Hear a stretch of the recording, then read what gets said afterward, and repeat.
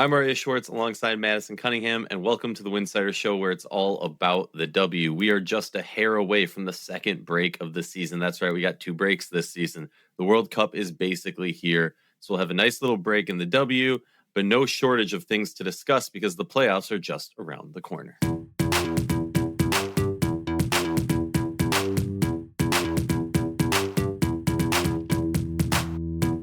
Before we get into today's show, just a quick reminder, Winsidr is fully independent WNBA coverage. Everything we do is supported by listeners like you. If you enjoy what we're doing, you can help keep it going by joining us at patreon.com/Winsidr. That's patreon.com/Winsidr. We got pricing levels for everyone, and you directly show support and help support the work we do putting in year-round to cover the W. We also have a full team doing some great written coverage over at winsidr.com with some must-read content, plus more content than ever across TikTok, Instagram, Blue Sky, Twitter, X, and YouTube. And finally, if you're in the market for WNBA gear, check the affiliate links in the show notes or on winsidr.com. You rep the league, and Winsidr gets a little support along the way. Welcome back to the show. Excited to be here. Some big things happening across the W of recent. Records being broken.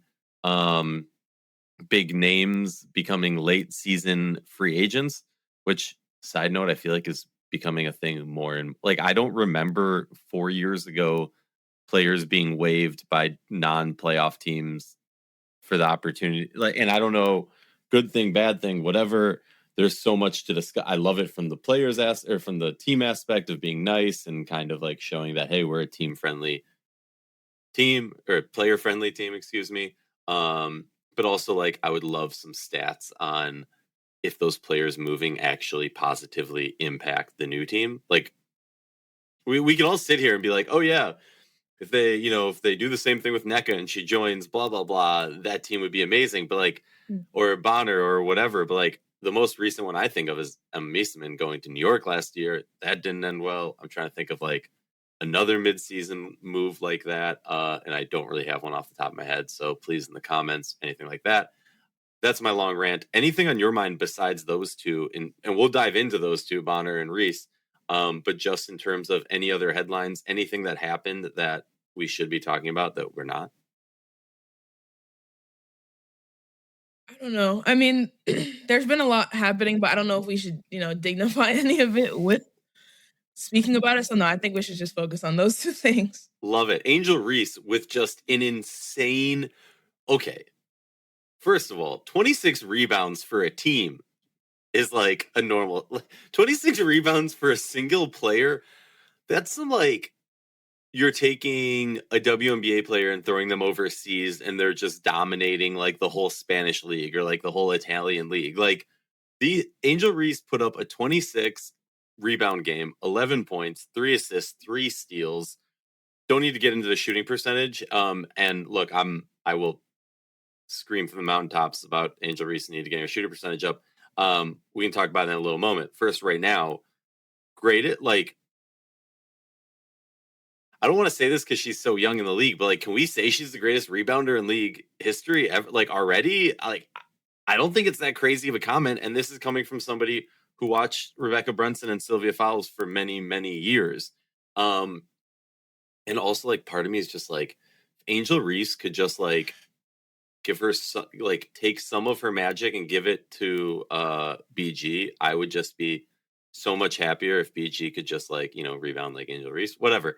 Angel Reese, most ridiculously talented. I don't want to say skill. Like, it's not just talent. You put hours in the gym to get to this point. This is not, I always jokingly say she has like a magnet in her hands and a magnet in the ball because truly it is insane to watch her rebound the ball. I don't understand how she does it. I'm just like, you watch her get rebounds and you're just like, jaw drop. How did she get that? There was 4 defenders around her. There's 4 offensive players around. Like, it is just so impressive. I don't have the vocabulary to describe it. And it's really, really amazing to see a player who, look, there's been a lot of criticism towards her game. I would argue there is a justifiable criticism for her game, but that's not what people criticize in her game. And what she has been doing this season in the Atlanta Dream uniform since getting out of the purgatory or the hell that is Chicago right now, has just been so impressive and so fun to see. That's my ridiculously long rant on the super impressive 26 rebounds versus LA the other night. Do you have any other soliloquies or rants you want to go on Angel Reese and what she's been able to do on those boards? No, I mean, it's just crazy. You know, it's against NECA and against Cameron Brink. Like, Cameron Brink is very tall. NECA is a great rebounder. She herself had like 16 rebounds in that game. So it's just like, yeah, like, I also agree that it wouldn't be far-fetched to say that she is the best rebounder in league history. It really is just great to watch. Yeah, that is a really, really good point. It's not like she's going up against an undersized team. It's not like she's going up against, Portland or a different team that maybe has struggled in size or things like she's going up against a Hall of Famer, Madam President. She's going up against the lankiest of lank, and still finding a way to do that. And let's not sleep on other players on this LA roster. Okay. The other big news coming out this week, that I think kind of opened some eyes, shocked, surprise. We're like, oh, DeWanna Bonner, a player who, very open about the frustrations of the Phoenix Mercury season this year. Alyssa Thomas also been very open about those frustrations. It's been disappointing season for the Phoenix Mercury. DeWanna Bonner, a storied career, starts her career in Phoenix, wins one or two championships there, ships out eventually to Connecticut, has a great run in Connecticut, goes back to Phoenix after a layover, I guess we could call it, in Indiana. And she's a player who I think a lot of people like to clown on early in the season, but later the season goes on, her skills, become more and more apparent, why she is a vet, why she's so high on the all-time scoring list and all these achievements and things like that.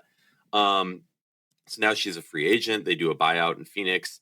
For me, and maybe this is I don't know, tell me if I'm crazy about this. For me, when I see Phoenix doing these moves, it's like, okay, your season's done. You're setting up for next year. You're trying to continue, even with the Natasha Cloud, maybe dark spot in how that ended in terms of her being traded out to make moves for other superstars. The Phoenix Mercury will go all in trying to prove that they're a player-friendly team. And it feels like not only was this a move to prove that to future free agents, but also to Alyssa Thomas, who obviously DeWanna Bonner and Alyssa Thomas are together, and they've moved together. We heard comments of them wanting to play together more. And so maybe this is bad and wrong, but I kind of view it as them being we want to keep Alyssa happy. We know Alyssa has many more years to go. We want to keep her happy. We want to give DeWanna what she can do. But now my head just goes to kind of like we talked about in the beginning. Is there a team that she moves the needle for? Is there a team that she turns them into a championship contender, or not necessarily a contender, but puts them over the top? The three that stick out in my mind, possibilities: Atlanta, New York, Las Vegas. I'm not looking at this monetarily. I'm just looking at it from does it make, Minnesota's not adding anyone. Dallas doesn't really make sense. Indiana, we know that's not happening. And then Washington, that doesn't really make sense to me. So now we're just okay, Golden State, you can make that argument, but I don't think you're trying to mess with that, especially after that suffocating win against Minnesota the other night. What are your thoughts? Atlanta, New York, Vegas? Or tell me I'm wrong and one of those teams I shot down is happening, and No, yeah, I definitely think it is between those three. I don't really see the Liberty doing it just because, they're very big heavy, and it just doesn't seem like they need that. I mean, they haven't had the best season, but I think, with Phoebich back, with the momentum that they've kind of been carrying to the past month, it just wouldn't really make sense to me to disrupt. And I think that this roster, as of right now, is already capable without DB. So I don't really see that. I have been seeing, I still don't think we have a verdict on the Nalissa Smith injury as of right now, but I wasn't watching that game, but it seems like it probably was season ending from what I've been seeing on the timeline. So I could see, maybe DB coming in as a backup big for Asia because Nelissa Smith was having a good season, like yeah, kind of backing up Asia. So I could see that. And then I also have been seeing Atlanta. I mean, honestly, I could also see Atlanta, but I don't think that she moves. I don't think that she takes this dream team, the Atlanta dream team, to a championship team. I don't know. I don't Yeah. really see it. No, I'm with you on that because like there's elements of her on this dream team I can't not hear it now. Where I'm like, okay, yes, and then I'm like, okay, no. And the way that I go back and forth is this the Atlanta Dream are missing something, in my opinion. They're missing something. I don't know what it is. I don't know if it's just they need more time together. And I do plan on pre-playoffs really zoning in on that team because I think it's a very interesting team, considering what our expectations were. Like, we'll talk about this later. I have this constant, I don't know if you have this also, but when we get to this point of the season, I have this constant argument in my head when I look at a team. It's like, is this what I think this roster can be capable of? I'm kind of looking at you, New York. Or is this what we've seen all season long? Like, which is it? Because all of these rosters of these teams that are making the playoffs, you can easily make an argument for me for any playoff team is going to win the championship. Easily make that argument. Obviously, there's reasons not. I'll argue you back. Fine, whatever. Roster wise, they can all do it. So I'm constantly in this like tug of war of, okay, is this the team we think they can be or the team that we know they are? And with Atlanta on that, I feel like we know what they are. We know that they're missing something. I don't know what it is yet. I will figure that out by playoff times. Mark my word. But like, it almost feels like maybe they need that vet who's been around the block because you look at these important key players. If it's Angel Reese, if it's Ryan Howard, Alicia Gray, Jordan Canada's been there, but in a very different role and not in this position, to be a leader. So I think like, okay, you can add in a vet who has experience winning, who's been around the greats, who's gone on those deep playoff runs. Maybe that could flip a switch for this team. But I agree with you. I don't know how that necessarily works into this. I don't know. And then Vegas, very much with you. The New York one I bring up only because I think it's like, if you're going all in on this, if your commitment is we're just gonna sign, if you're basically doing the what the Phoenix Mercury are doing just at a better level of we're gonna bring in all the superstars, we're gonna bring in anybody we can who can add to this, and we'll just figure it out after. Then fine, cool. You lose Satu, maybe you're like, Satu's, out for a little bit longer or whatever, out for the season. Why not bring in, there's many thoughts and processes that could go through this. And I agree. If Melissa's out, who's been having an amazing season and really, in my opinion, making this Vegas team that much better and that much closer to another title. All right. We've been ranting long enough. And by we, I mean me. Okay. Playoffs. They're like being a teenager in love. You got trust issues. Okay. What teams do we trust in the playoffs in a series? Remember, it's 3, 5, 7. And what teams do we not trust? For me, I trust Golden State's defense. I'm sold on it. I'm in love with it. I love defense. I trust Minnesota and I trust Vegas. And that's it. I don't know how much I can trust these other teams, considering there hasn't been the consistency. And honestly, the only reason I trust Vegas is because you have Asia Wilson. Who do you trust? Who do you not trust? Yeah, definitely Minnesota, Las Vegas. That's kind of doesn't need an explanation. I also, with the Valkyries, I'm kind of like, I trust their defense 100%. But as we've seen, when they get into these offensive droughts that are just like really hard to claw yourself out of, like the Minnesota game before the last one was really rough. Like when the threes aren't falling and when they can't get anything going off the dribble, it's rough. Like I trust Veronica Burton. I trust, honestly, in August at least, I trust Tip Hayes.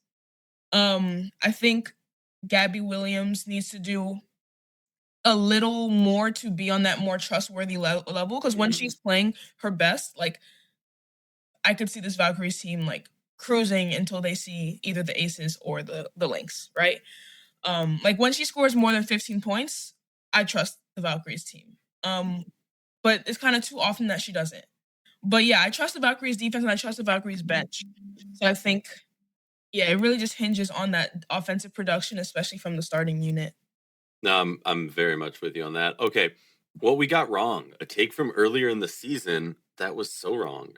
All right, so I'll preface this with, because everybody's been in my comments, which, side note, thanks for helping the algorithm and getting more people to see my tweets. Everyone wanted to hate on me because I tweeted out like 2-3 weeks ago, maybe it's time to start talking about the Liberty. Maybe. I want to be very clear that in the tweet, I said, maybe not making the playoffs. And classic New York fans were just like, how dare you? And also, can I just say, yeah, they made the playoffs. Props to them. They were probably always going to make the playoffs. It was kind of one of those bets you put $22 down, think you're going to win 1,000 or hope, you know. But also, like, your team making the playoffs as like a 6-7 seed with that roster is not the flex you think it is. Sorry. All right. So I got that take wrong. I would say the biggest take I got wrong, and I'll own it on my face, was very, very openly, very clearly anti-Lynx taking Olivia Miles. I was very in the Ala Fam camp. No question about it. That was a horrible take. I look like a fool. Shout out to Cheryl Reeve and their scouting team. And then I'll own it again. And I've said this before, Golden State Valkyries. I thought there was going to be a sophomore slump. Thought there was going to be a drop off. Thought teams were going to zone in on that style of play and be able to lock them up a little bit better. And I was completely wrong. So yeah, I'm not above admitting when I'm wrong. Yeah. What about you? Any takes from earlier in the season that come to mind? Yeah, I think honestly, this take, I don't think it was that bad, but it was wrong. I thought that one of the new expansion teams would make the playoffs. And I think the tempo, like, I'm giving myself a pass on that one because they got so injured that, like, who knows what would have happened. Like, they got an extreme hardship contract. Everyone's out. Like, that one's They fine. invented a new style of hardship for the tempo. But the Fire, like, there was definitely a drop. Also, Sarah Ashley Barker got injured. Like, there were other factors, and obviously it's a new team with a rookie head coach.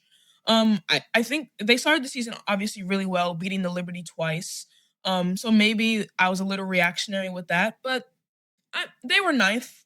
I'm not too. I'm happy with that take still. I don't think it was that bad. And then I also think I was kind of sleeping on the Valkyries a little bit. I know, like, when they were number 3 early in the season, I remember saying, like, on one of the episodes that I thought they probably would drop to maybe that 4 or 5 range, but they actually went up one. Yeah, and I think a part of that was obviously I don't want to be too biased because I probably watched the Valkyries the most in the league, but I also think, like, with their style of play, I think it's very easy to be so captured by offensive spectacles that you forget that defense is so important. And I think it's really easy to write off the Valkyries because, like, when you're watching them, it might not be as exciting as watching, like, the Fever or watching the Lynx, watching Olivia Miles, right? But honestly, it is also really exciting to see what they do to the opposing team stars. And yeah, I was a little too low on them. No, I'm with you on that. I'm trying to think. I'm sure there were some others. Yeah. Oh man, remember the early in the season when we were talking about the Fire and just like they beat New York twice. The Fire pit was insane. They were winning games. They started the season like I want to say like 3 games over 500 or something like that. Like that was 100% totally. Okay, moving on to WNBA unpopular opinions. This will get us clipped and a lot of people angry at us. Possibly. Who knows? Maybe not. So this is a fun segment where we do blank and we fill in that blank in the sentence. So blank is not actually a championship contender. Now, obviously, everyone can define contender in their own way. I'll take the hit on this one. I got 2 teams, New York and Indiana. I don't think either of them this year are actual championship contenders. Really good teams, exciting to watch, great basketball, maybe make a deep playoff run. I do not view them as true championship contenders. What about you? Fill in the blank. Yeah, I could definitely see both of those. I guess I'll also throw in Atlanta to there. We've talked about it a lot. I think it's like you said, there's just something missing. Like they're not moving the needle in ways that I expected at the beginning of the year. Um I mean, anything could happen because they have beaten. I think they've beaten both the Lynx and the Aces this year. Yeah, they haven't beat the Valkyries, which is interesting. They went 0-3 in that. So if they match up in the playoffs, that could be really fun to see. I don't know if that could happen, but yeah, as of right now, I'm not sold. Obviously, Angel Reese, like we just talked about, amazing player in the post. Ryan Howard, Alicia Gray, they're all great players, but there's just something happening with the inconsistencies, with it's just something's not meshing. And I think everything for a roster like that, against rosters that have Fee, that have Asia, everything needs to mesh in a way that it isn't for the Dream. Mm-hmm. No, 100%. Yeah. No, meshing is the perfect. Yeah. I gotta watch them more. I gotta figure out what it like. I gotta figure it out. I gotta zone in on what my theory is. Okay, blank is the most important player on their team. These two, I mean, Kelsey Mitchell, fine, that's clear. There's no doubt in my mind.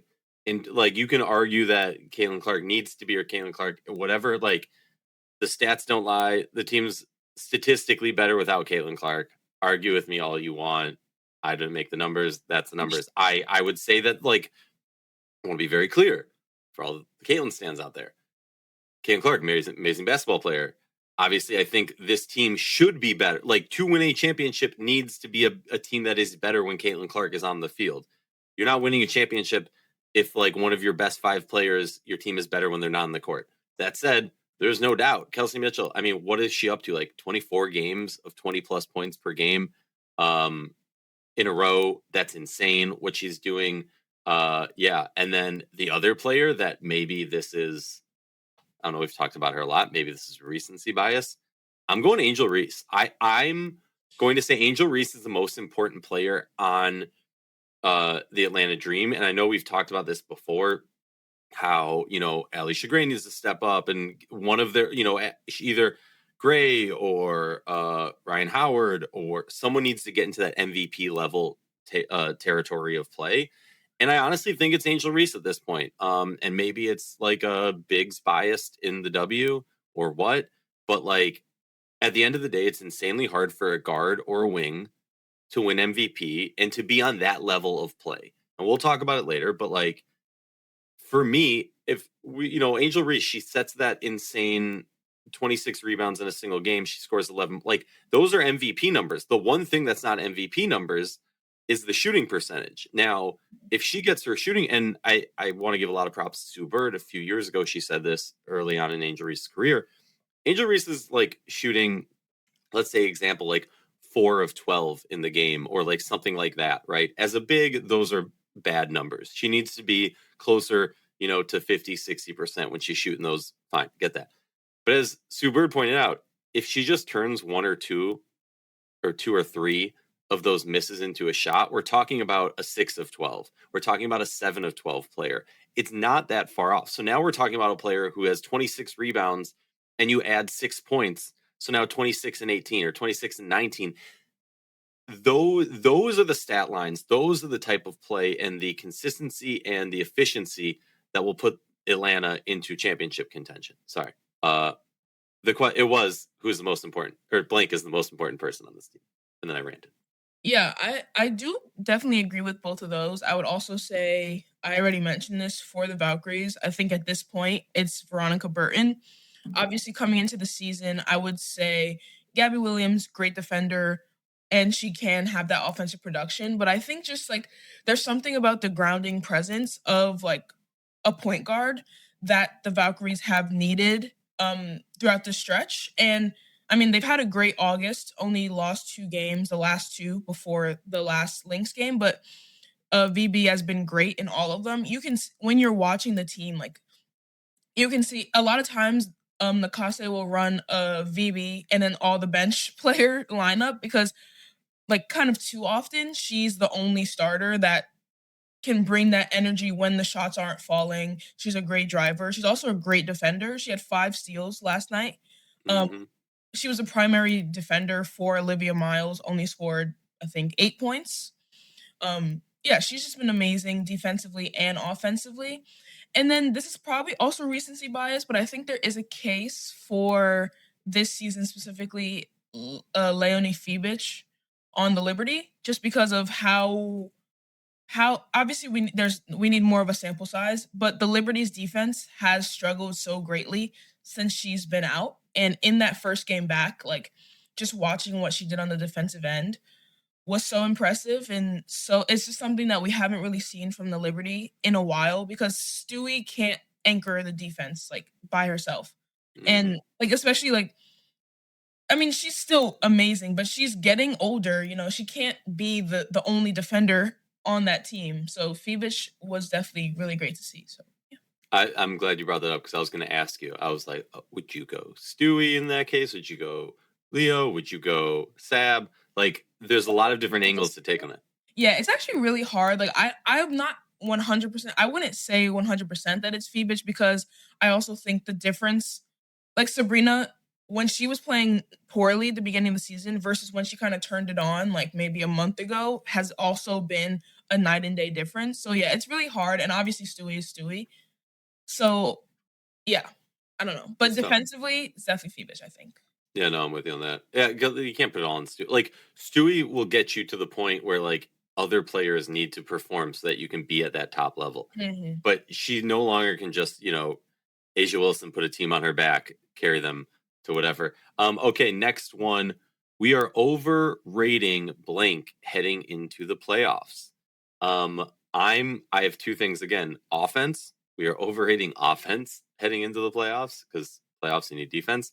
And 2, we are overrating past performances heading into the playoffs. What do you think? Yeah, definitely agree with both of those takes. I also think you kind of touched on it with the last question. I think the Fever a tiny bit. I don't know. I'm not convinced that I don't think that they're better than the Lynx or the Aces right now. And obviously standing wise, that is true. But I do think the conversation in the past few months has shifted to kind of put them in that same tier. But we have to remember, like, a lot of those, and they were great performances. This is not me hating, but those were against, like, the Storm, the Sparks. Like, I'm not really moved. And, like, I mean, they did beat the Liberty a few weeks ago. And that was they have had some impressive wins. They have beat the Aces, I think, twice this season. Like, something like that, yeah. Yeah, it can go either way, but I think the PR has gotten like a little more inflated than I would be willing to say as of right now. No, I'm 1,000% with you. First of all, like, I don't mean this as shade, but like, cool, they beat New York. You're better than them in the standings. You're supposed to beat, like.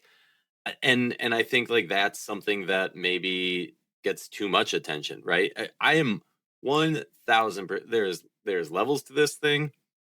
The Fever are not on that level yet. I'm sorry. They're just not. And I agree with you. It's I compare this probably for W fans for a while now to like New York Liberty fans, and I'm not saying this in a bad way, but like New York is the largest market, right?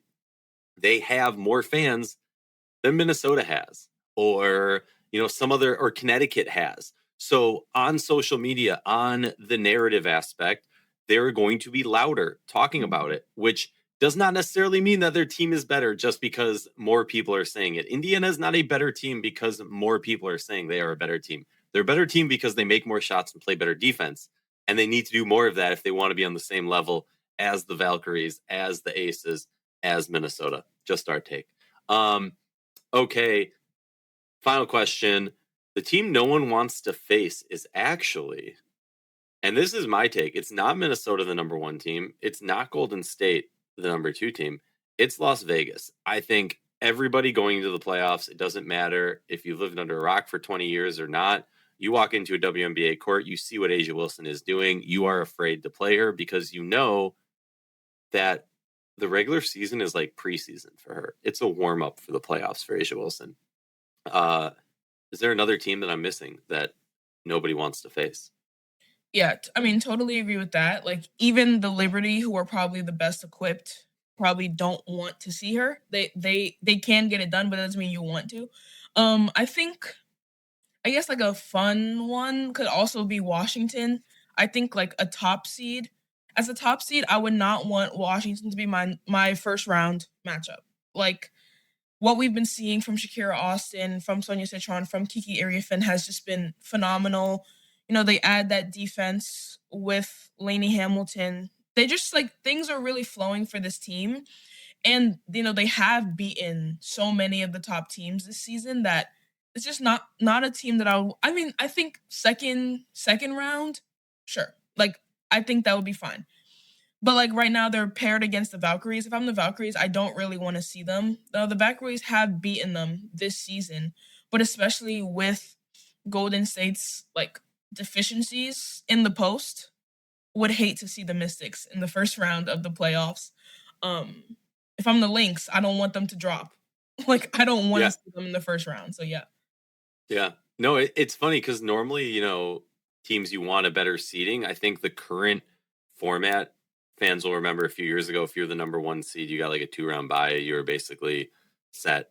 The current seeding doesn't matter as much, especially in this season where it's like you could be the number one team and be facing Washington, or you could be the number one team and be facing New York. Like, it's not, oh, you're just the number one team, you're facing the 8th seed. It's great. You're happy. Yay. You get the worst. Like, it's, I don't know. You can pick and choose, which it's kind of like, I don't know, going to a food court and deciding which food you want. You got a lot of options.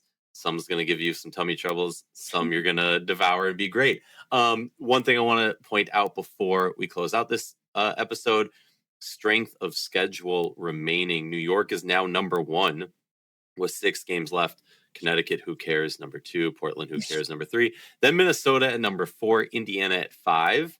Then you got to drop down to New York at 9. Washington at 12. Golden State at 13. Dallas at 14th. And Vegas at 15th.